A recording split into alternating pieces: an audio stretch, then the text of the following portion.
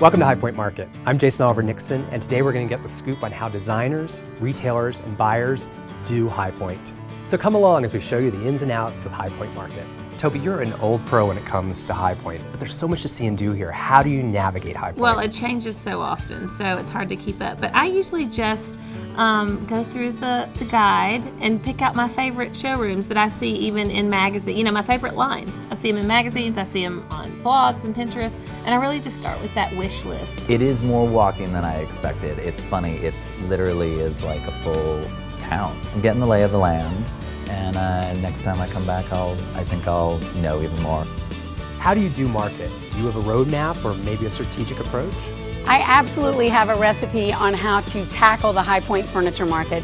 It's over 12 million square feet of showroom space, which is completely overwhelming. So I really break it down into two categories: items that I need to find for clients, and then new items that I want to discover so I can really broaden my resource base. It's important to know where the showrooms are before you start, because you could be pulled from pillar to post and not accomplish everything that you need to.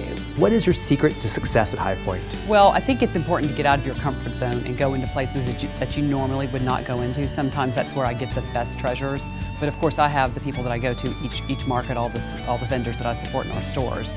I would start in one of the main buildings, whether it's the IHFC building or here at Market Square.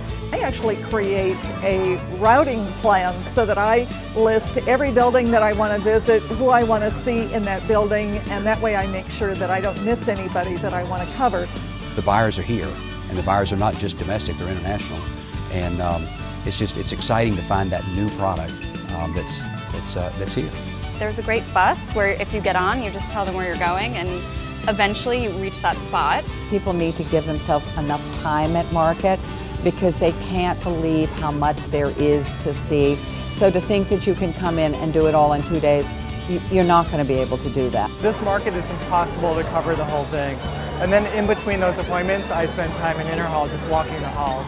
So what I try to do is I book 2 full days of appointments, and those are more of my structured days, and then I leave my third day open so that way I can kind of just walk in. It's been great just kind of wandering without a great deal of idea where I'm going and just seeing what all I can discover. It's been really exciting.